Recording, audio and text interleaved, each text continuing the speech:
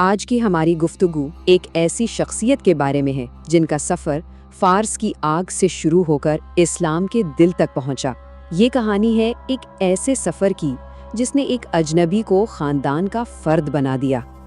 ذرا سوچیں، پیغمبر اسلام خود یہ کہہ رہے ہیں کہ سلمان ہم میں سے ہیں، یعنی ہمارے گھر والوں میں سے۔ یہ کوئی معمولی اعزاز نہیں تھا۔ ایک غیر عرب، ایک پردیسی، اور اس سے وہ مقام مل رہا ہے جو صرف اور صرف قریبی ترین رشتوں کے لیے محفوظ ہوتا ہے۔ تو سوال یہ اٹھتا ہے کہ آخر ایسا کیا تھا اس فارسی متلاشی میں؟ وہ کون سی تڑپ تھی جس نے انہیں اپنا گھر بار، اپنی آرام دہ زندگی سب کچھ چھوڑنے پر مجبور کر دیا؟ اور کیسے انہوں نے وہ مرتبہ پایا جو خون کے رشتوں سے بھی آگے نکل گیا؟ آئیے ان کے اس ناقابل یقین سفر کو سمجھتے ہیں۔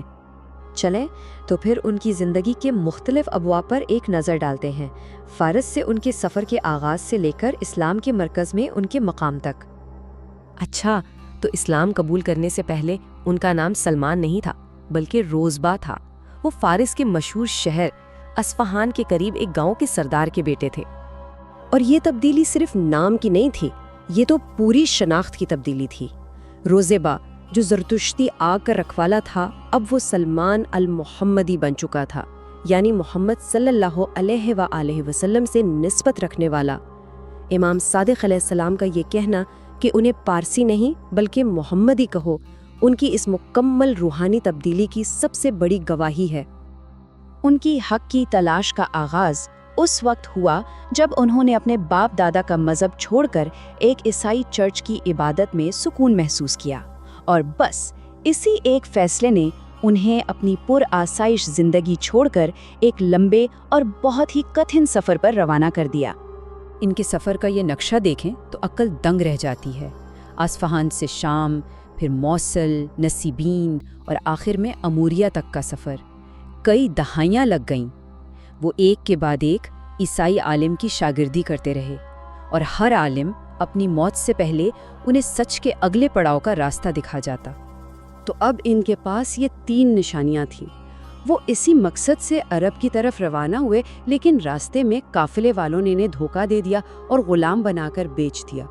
اور دیکھیں قسمت کا کھیل، غلامی کی زنجیریں انہیں کھینچ کر سیدھا مدینہ لے آئیں، وہی شہر جو آنے والے نبی کا منتظر تھا۔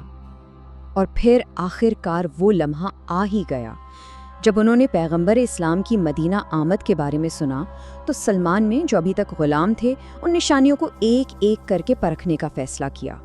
پہلی نشانی، انہوں نے کچھ کھجوریں صدقے کے طور پر پیش کیں، پیغمبر نے خود نہیں کھائیں۔ پہلی نشانی پوری ہوئی۔ دوسری نشانی، اگلے دن وہی کھجوریں تحفے کے طور پر پیش کیں تو پیغمبر نے کھا لیں۔ دوسری نشانی بھی پوری۔ اب رہ گئی تھی تیسری اور آخری نشانی۔ ایک جنازے کے موقع پر جب انہوں نے مہر نبوت دیکھنے کی کوشش کی تو پیغمبر نے ان کا ارادہ سمجھ لیا اور اپنی چادر ہٹا دی۔ وہ مہر دیکھتے ہی سلمان کی آنکھوں سے آنسو جاری ہو گئے۔ انہوں نے اسے چوما اور اپنی دہائیوں پر محیط تلاش کی پوری داستان سنا دی۔ پیغمبر کی مدد سے آزادی پانے کے بعد سلمان صرف ایک عام صحابی نہیں رہے، بلکہ ان کی حکمت اور دنیا کا تجربہ مسلمانوں کے لیے ایک بہت بڑا اور قیمتی سرمایہ ثابت ہوا۔ جنگ خندق کے موقع پر جب دشمن کی بہت بڑی فوج نے مدینہ پر چڑھائی کی تو سب پریشان تھے۔ تب یہ سلمان ہی تھے جنہوں نے اپنے پارسی تجربے کی بنیاد پر شہر کے گرد خندق کھودنے کا مشورہ دیا۔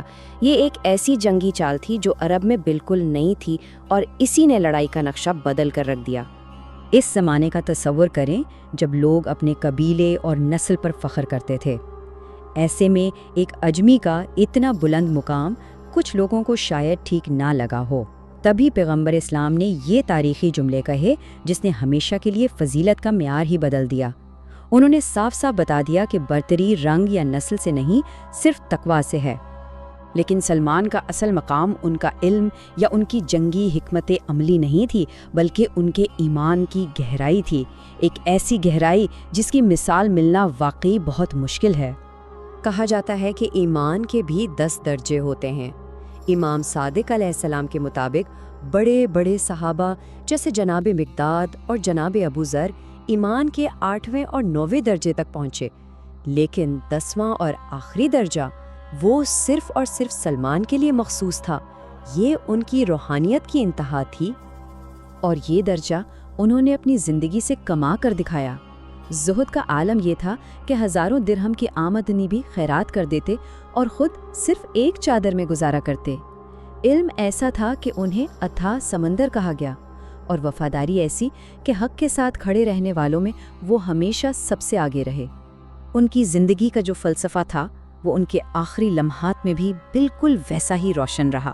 آئیے دیکھتے ہیں کہ انہوں نے دنیا سے رخصتی کی تیاری کیسے کی۔ جب ایک ساتھی ان کی عیادت کو آئے تو دیکھا کہ سلمان رو رہے ہیں۔ وجہ پوچھی تو کہنے لگے کہ میرے پاس یہ ایک دوات اور لوٹا ہے، مجھے ڈر لگ رہا ہے کہ میں دنیا سے بہت زیادہ سامان لے کر جا رہا ہوں۔ سوچیں ذرا، یہ تھی ان کی دنیا سے بے رغبتی کی انتہا۔ ان کے روحانی مقام کا ایک اور حیرت انگیز واقعہ اس وقت پیش آیا جب وہ اپنے ایک دوست کی عیادت کو گئے جو نزع کے عالم میں تھے۔ اس وقت سلمان نے براہ راست ملک الموت کو مخاطب کیا۔ انہوں نے ملک الموت سے کہا کہ میرے بھائی کے ساتھ نرمی سے پیش آنا، اور جواب آیا کہ میں ہر مومن کے ساتھ نرم خو ہی ہوں۔ یہ مکالمہ ان کے خاص روحانی مرتبے کی ایک بہت واضح دلیل ہے۔ اور ان کا سفر آخرت بھی معجزات سے خالی نہیں تھا۔ پیغمبر اسلام نے پہلے ہی بتا دیا تھا کہ جب سلمان کا وقت آئے گا تو علی ابن ابی طالب خود مدینہ سے مدائن آ کر ان کی تجہیز و تکفین کریں گے، اور بالکل ایسا ہی ہوا۔ یہ ان کی زندگی بھر کی وفاداری اور محبت کا وہ صلہ تھا جو انہیں آخرت کے سفر پر بھی ملا۔ سلمان فارسی کی زندگی ہمیں یہی سکھاتی ہے کہ سچ کی تلاش میں نکلنے والے کے لیے نسل، زبان اور وطن کی سرحدیں کوئی معنی نہیں رکھتیں۔ حقیقی خاندان خون کے رشتوں سے نہیں بلکہ حق اور ایک مشترکہ مقصد کی لگن سے بنتا ہے۔ ان کا سفر اس بات کا زندہ ثبوت ہے کہ اگر نیت خالص ہو تو ایک اجنبی بھی گھر کا فرد بن سکتا ہے۔